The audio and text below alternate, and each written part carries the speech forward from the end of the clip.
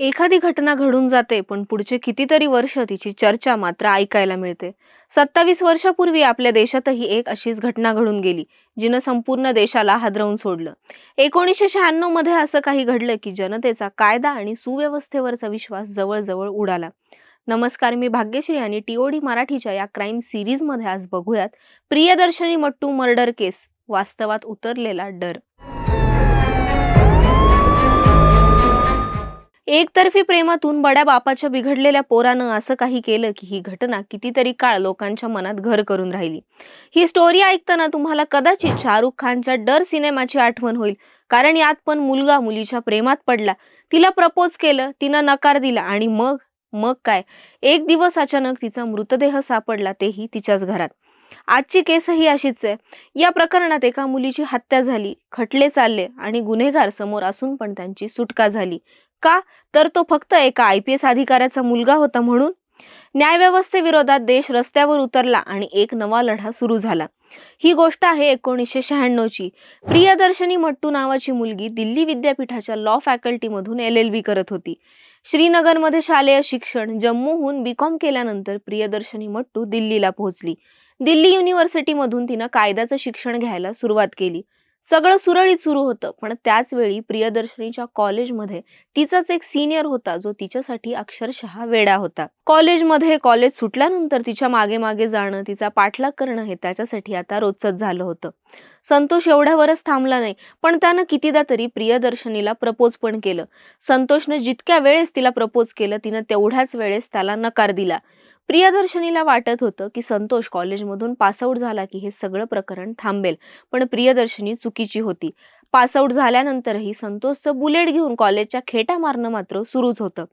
संतोषच्या जाचाला कंटाळून प्रियदर्शनीनं कॉलेजमध्ये, वेगवेगळ्या पोलीस स्टेशनमध्ये, शक्य तिथे सगळीकडे कंप्लेंट पण केली. यानंतर हेड कॉन्स्टेबल राजिंदर सिंह यांना पर्सनल बॉडीगार्ड प्रमाणे प्रियदर्शनीच्या सुरक्षेत तैनात करण्यात आलं. प्रियदर्शनीच्या कंप्लेंट नंतर संतोषला अनेकदा वॉर्निंग देण्यात आली. या सगळ्यानंतर तो तर सुधारला नाहीच, पण उलट प्रियदर्शनीलाच अडचणीत आणण्याचा प्रयत्न त्यानं केला. प्रियदर्शनी एकाच वेळी 2 डिग्री घेत असल्याची तक्रार संतोषनं केली होती. या तक्रारीनंतर प्रियदर्शनीला पुरावा द्यावा लागला की तिचं MCOMचं शिक्षण आधीच संपलंय आणि आता ती फक्त लॉ शिकतीये. पण हे प्रकरण काही संपायचं नाव घेत नव्हतं. संतोषचं प्रियदर्शनीला त्रास देणं सुरूच होतं आणि नंतर तो दिवस आला ज्यानंतर सगळं काही बदललं. 23 जानेवारी 1996.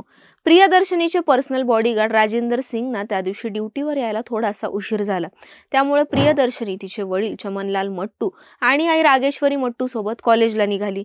ड्रायव्हरनं आधी त्या दोघांना 30,000 कोर्टात सोडला आणि नंतर प्रियदर्शनीला तिच्या कॉलेजमध्ये. सकाळचे 11:15 वाजले असतील. राजेंदर थेट कॉलेजमध्ये गेले. तिथं गेल्या गेल्या त्यांना आधी दिसला संतोष, पण प्रियदर्शनी तेव्हा तिच्या क्लासमध्ये होती. क्लास संपल्यानंतर ती राजेंदर सोबत घरी आली. संध्याकाळी 5:30 पर्यंत येतो असं सांगून राजेंदर निघाले. याच दरम्यान प्रियदर्शनीचा कूकही त्याचा विशंभर नावाच्या मित्राला भेटण्यासाठी बाहेर निघून गेला. संध्याकाळी साधारण 5च्या सुमारास कूक घरी परत आला आणि कुत्र्याला फिरायला बाहेर घेऊन गेला. त्यानंतर संध्याकाळी 5:30 वाजता हेड कॉन्स्टेबल राजेंदर सिंग आणि कॉन्स्टेबल देवकुमार प्रियदर्शनीच्या घरी पोहोचले. त्यांनी घराची बेल वाजवली, पण बराच वेळ झाला तरी दार मात्र उघडलं जात नव्हतं.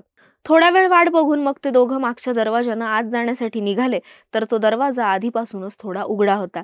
अखेर ते दोघं जेव्हा घरात गेले तेव्हा आज जे दृश्य होतं ते बघून दोघांच्याही पायाखालची जमीन सरकली. कारण त्यांना प्रियदर्शनीचा मृतदेह तिच्याच रूममध्ये डबल बेड खाली पडलेला दिसला. विस्कटलेली खोली आणि प्रियदर्शनीच्या तोंडातून वाहत येणारं रक्त आजूबाजूला पसरलं होतं. हे सगळं दृश्य बघून आधी तर राजेंदरला धक्काच बसला, पण त्यांनी पोलीस स्टेशनमध्ये फोन केला. त्यांची संपूर्ण टीम तात्काळ घटनास्थळी पोहोचली. प्रियदर्शनीवर आधी बलात्कार झाला होता आणि मग गळा दाबून तिला मारण्यात आलं होतं. त्यासाठी वापरलेली हिटरची वायरही पोलिसांनी ताब्यात घेतली. प्रियदर्शनीच्या शरीराजवळ तुटलेल्या काचेचे तुकडे, काही केस पडलेले होते. तपास पथकानं तेही गोळा केले.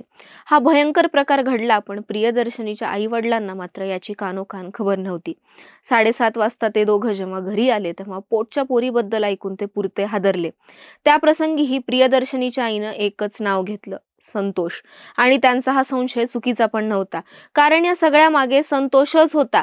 काही वेळासाठी प्रियदर्शनी घरात एकटी होती आणि हीच संधी साधत तो घरात शिरला. पण संतोष घरात येत होता तेव्हा त्याला प्रियदर्शनीचे शेजारी कुप्पूस्वामींनी पाहिलं. यावेळी संतोषच्या हातात एक काळ्या रंगाचं हेल्मेटही होतं आणि त्याच हेल्मेटच्या काचा पोलिसांना प्रियदर्शनीच्या मृतदेहाच्या जवळ सापडल्या होत्या. रागेश्वरी मट्टूंच्या संशयानंतर संतोषला चौकशीसाठी बोलवण्यात आलं. पण संतोषला या प्रकरणी अटक करणं किंवा त्याला दोषी सिद्ध करणं इतकं सोपं होतं का? तर नाही. कारण संतोषचे वडील स्वतः त्यावेळी जम्मू काश्मीरमध्ये IPS अधिकारी होते आणि लवकरच त्यांची पोस्टिंग दिल्लीत होणार होती. हेच कारण होतं की प्रियदर्शनीच्या आई-वडिलांना न्याय न मिळण्याची भीती वाटत होती आणि तपासात पुढे असं काही घडलं की त्यांची भीती तर खरी ठरलीच, पण देशभरातून न्यायव्यवस्थेवरही अनेक प्रश्न उपस्थित करण्यात आले. संतोषच्या वडिलांनी त्यांच्या पोस्टचा पुरेपूर वापर करत आपल्या पोराला वाचवण्याचे पूर्ण प्रयत्न केले. इतके की या घटनेच्या 3 वर्षांनंतर 1999 मध्ये न्यायाधीश G.P. थरेजा यांनी संतोषची निर्दोष मुक्तता केली. पुराव्यांकडे तर जणू डोळे झाकून दुर्लक्ष करण्यात आलं होतं. तपासाअंती पोलिसांनी आपल्या अहवालात असं स्पष्ट केलं की प्रियदर्शनीवर बलात्कार झालाच नव्हता. संतोषला दोषी ठरवण्यासाठी, त्याला अडकवण्यासाठी आधी त्याच्या रक्ताचा नमुना घेऊन प्रियदर्शनीच्या अंतर्वस्त्रात टाकण्यात आल्याची धक्कादायक गोष्ट त्या अहवालात होती. त्यात प्रियदर्शनीचे शेजारी कुप्पूस्वामींना कोर्टात साक्षीदार म्हणून बोलवलंच नाही. प्रियदर्शनीच्या मृतदेहाजवळ सापडलेल्या संतोषच्या हेल्मेटच्या काचाकडेही पुरावा म्हणून दुर्लक्ष करण्यात आलं. तिच्या शरीरावर 19 जखमा होत्या आणि संतोषच्या हेल्मेटवर प्रियदर्शनीचं रक्त होतं. आता हे सगळे ठोस पुरावे समोर असून सुद्धा संतोषची निर्दोष मुक्तता करण्यात आली होती. CBI या प्रकरणाचा तपास करत होती, पण निकाल येताच देशभर संतापाची आणि दुःखाची पण लाट उसळली.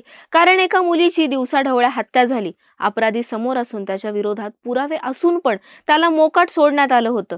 जनतेच्या मनात राग आणि असहाय्यता होती. लोक रस्त्यावर उतरत होते. न्यायव्यवस्थेवर प्रश्नचिन्ह उपस्थित होत होते. पण लोकांनी लढा सोडला नाही. त्यांनी जस्टिस फॉर प्रिया या नावानं एक संघटना स्थापन केली, ज्यामध्ये लोक सामील झाले आणि प्रियदर्शनीला न्याय मिळण्याची मागणी जोर धरू लागली. CBIनं उच्च न्यायालयात अपील केलं आणि अखेर 2006 मध्ये संतोषला दोषी ठरवण्यात आलं. DNA चाचणीत वापरलेले द्रव हे वीर्य असल्याचं सिद्ध झालं. ते प्रियाच्या शरीरात सापडले आणि ते संतोषच्या रक्ताशी पण जुळले.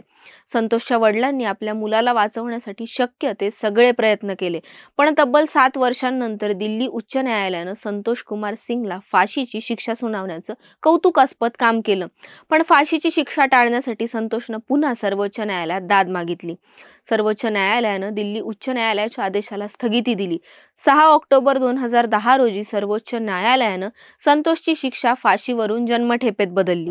14 मे 2019 रोजी दिल्ली उच्च न्यायालयानं संतोष कुमार सिंगला प्रियदर्शनी मट्टूच्या हत्येसाठी जन्मठेपेची शिक्षा पूर्ण करून 3 आठवड्यांचा पॅरोल दिला.